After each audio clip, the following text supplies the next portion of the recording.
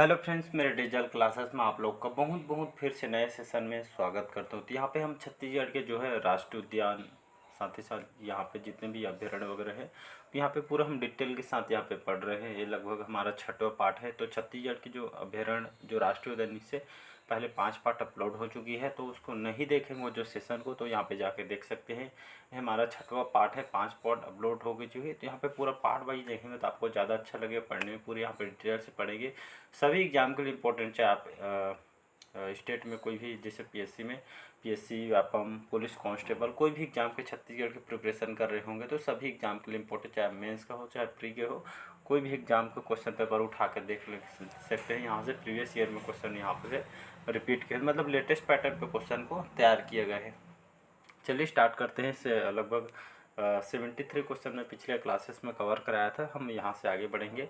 पहली बार आए तो चैनल को सब्सक्राइब करके रख लीजिए ताकि नोटिफिकेशन आप तक पहुँच पाए। तो क्वेश्चन है आज का, अमरकंटक बायोस्फीयर रिजर्व किस अभ्यारण्य से जुड़ेगा? जो अमरकंटक जो बायोस्फीयर रिजर्व है, कौन से अभ्यारण्य से जुड़ेगा? अचानकमार से, सिमरसोत से, या भोरमदेव, या आपका बादलखोल?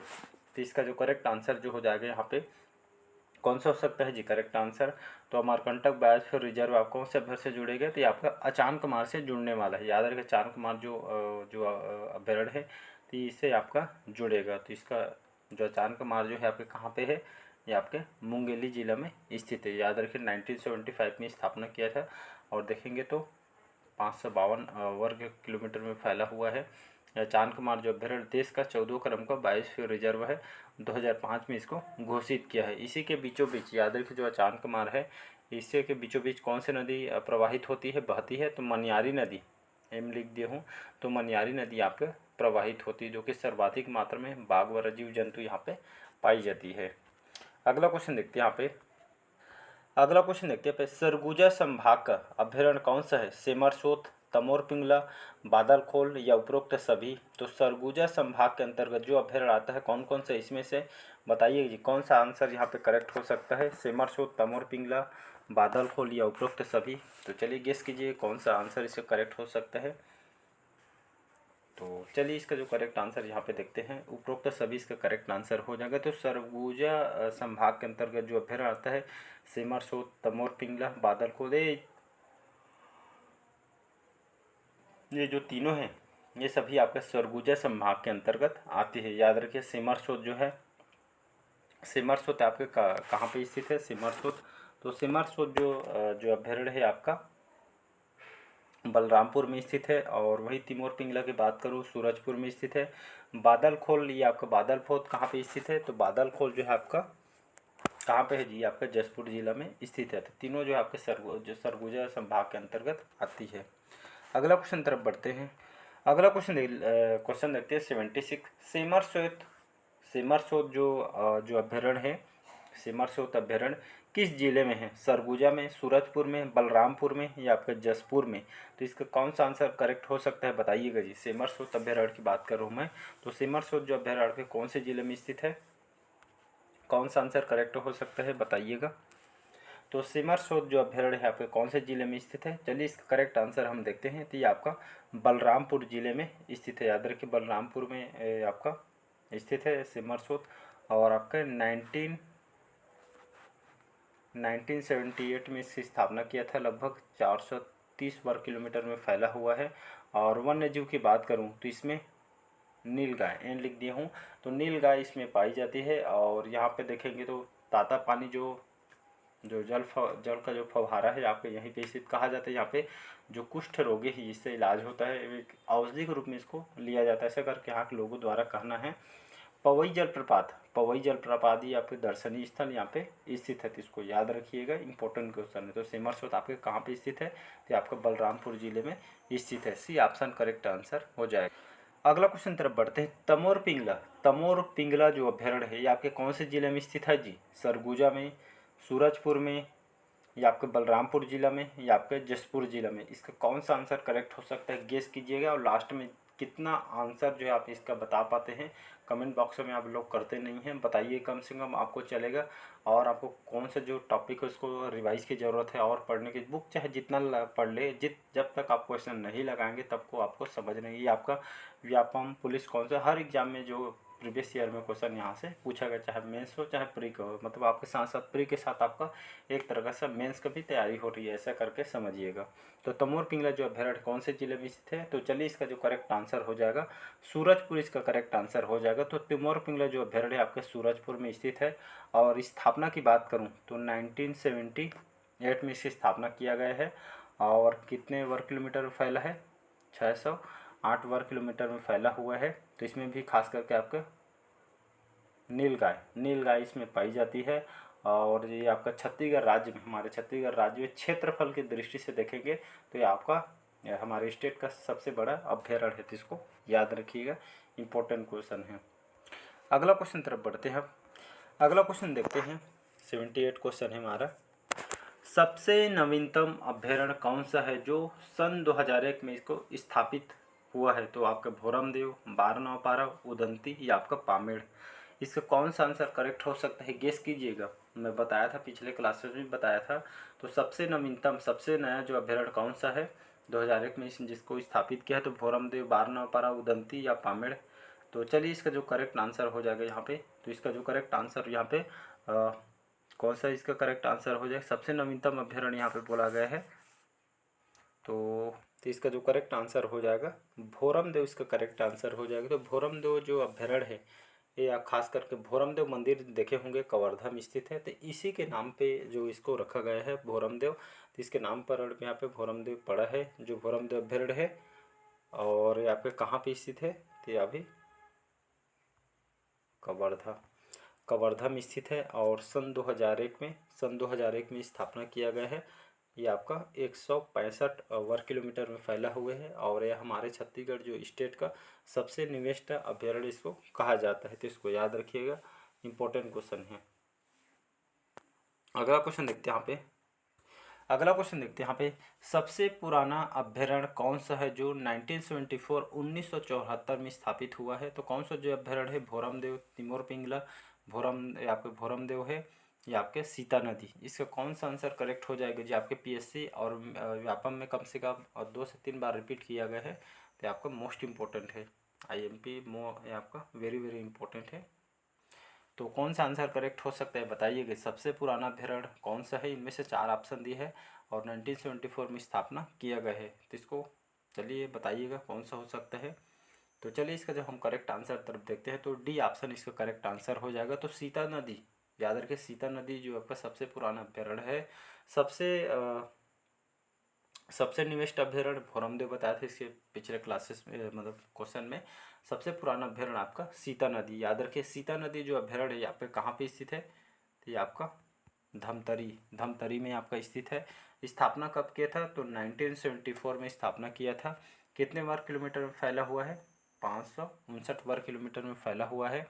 ये आपका सबसे प्राचीन अभ्यारण्य है, सबसे ओल्ड इसको अब पुराना अभ्यारण्य कहा जाता है। और इसको सन 2009 में टाइगर रिजर्व के रूप में इसको शामिल किया गया है। और सन 2006 में उदंती के साथ इसको प्रोजेक्ट टाइगर में इसको शामिल भी किया गया है। और सर्वाधिक मात्रा में इसमें कौन सा जीव पाई जाती है? तो इसमें तेंदुआ पाया जाता है। याद रखिए सर्वाधिक मात्रा में कौन से जीव पाई जाती है? सीता नदी तेंदुआ वगैरह इसमें पाई जाती है। और इसका जो नामकरण देखेंगे तो सीता नदी के नाम पे जो है आपका इसका नामकरण जो आपका सीता नदी पड़ा हुआ है, महानदी की सहायक नदी है, इसको याद रखिएगा। डी ऑप्शन यहाँ पे करेक्ट आंसर हो जाएगा। अगला क्वेश्चन तरफ बढ़ते हैं। अगला क्वेश्चन देखते हैं यहाँ पे, वर्ष 2007-8 में कोलकाता संस्था के द्वारा द जंगली पुरस्कार किस अभ्यारण्य को दिया गया है?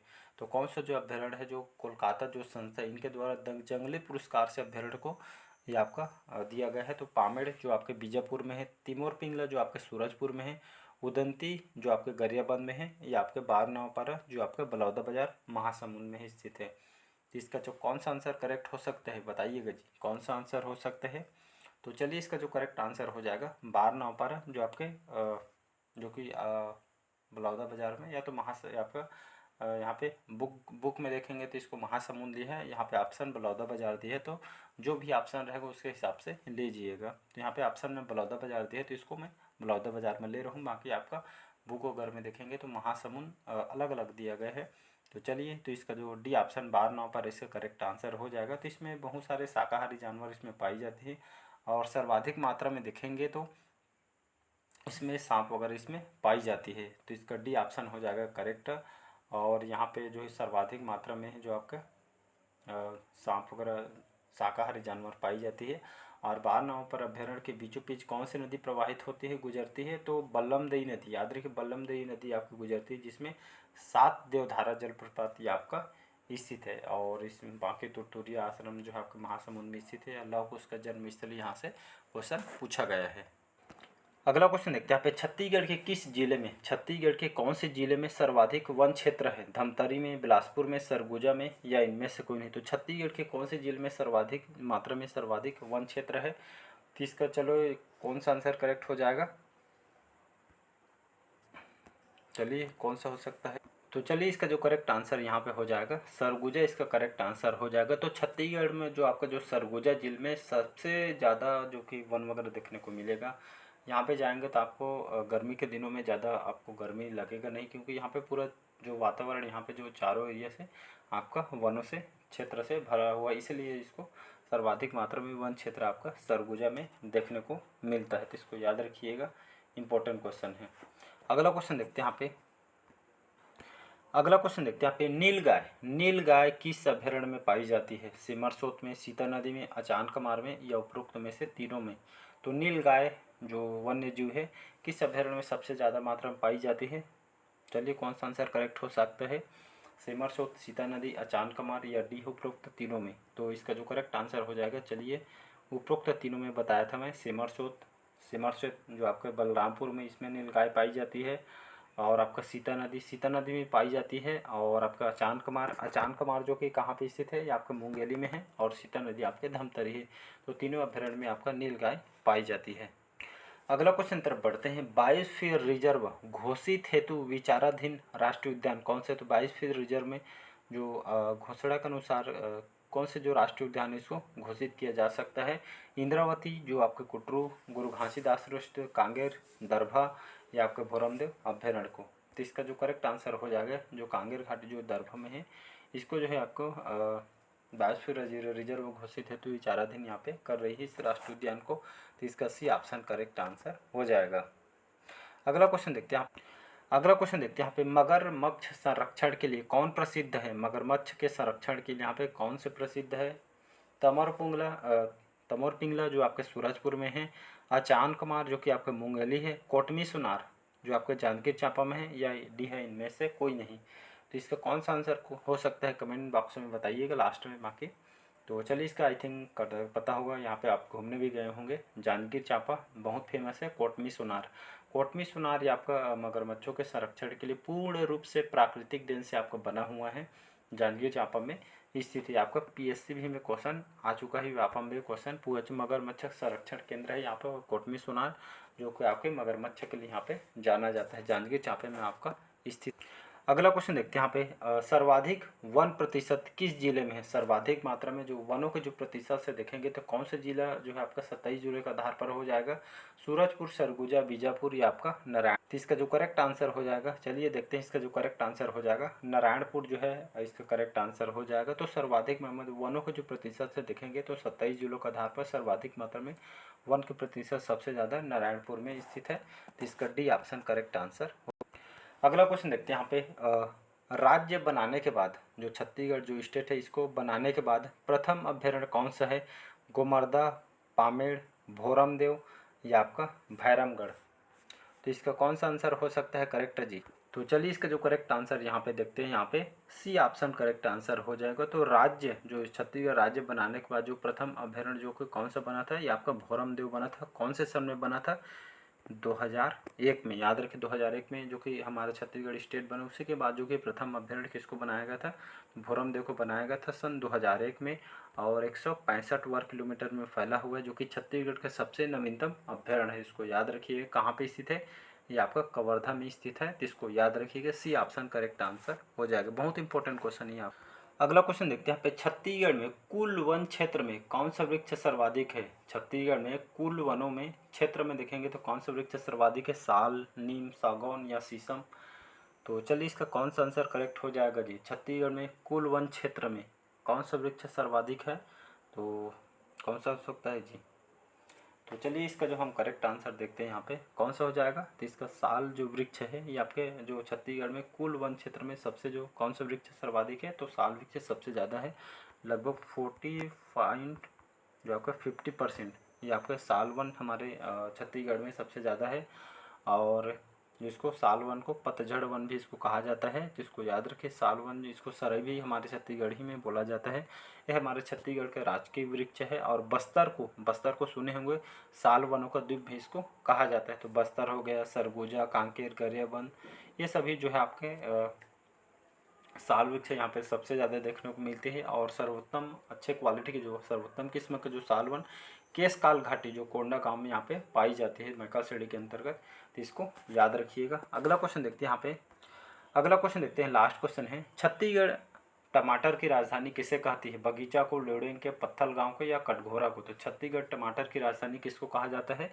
तो इसका आंसर सभी को पता होगा, जो आपका जो बी ऑप्शन हो जाएगा लुडेंग, जिसको जो लुडेंग बोला जाता है, ये आपका छत्तीसगढ़ के टमाटर की राजधानी कहा जाता है। जो कि टमाटर जो यहाँ से सप्लाई होती है पूरे छत्तीसगढ़ में यहाँ से, तो इसलिए इसको छत्तीसगढ़ टमाटर की राजधानी कही जाती है। तो चलिए आज का सेशन कैसे लगा कमेंट करके ज़रूर बताइए। बाकी ये नेक्स्ट पार्ट में मिलते हैं, ये आपका 1 या 2 पार्ट और आएगा, कंप्लीट हो जाएगा। फिर हम छत्तीसगढ़ की जो जनजातियों के बारे में हम पढ़ेंगे, पूरे डिटेल से यहाँ पे पढ़ेंगे। तो कमेंट करके ज़रूर बताइए आज का सेशन कैसे लगा, कितना क्वेश्चन यहाँ पे आपका करेक्ट हुआ वो भी कमेंट बॉक्स में बताइएगा। और बढ़िया डेली बेस पे मैं करंट बस पढ़ा रहा हूँ छत्तीसगढ़ और नेशनल के लिए, तो उससे भी बढ़िया जुड़िएगा। तो चलिए मिलते हैं अगले पार्ट में। आज का सेशन यहीं तक रखते हैं, वीडियो लंबा हो जाएगा इसलिए सेशन को यहीं तक रखते हैं। Thank you.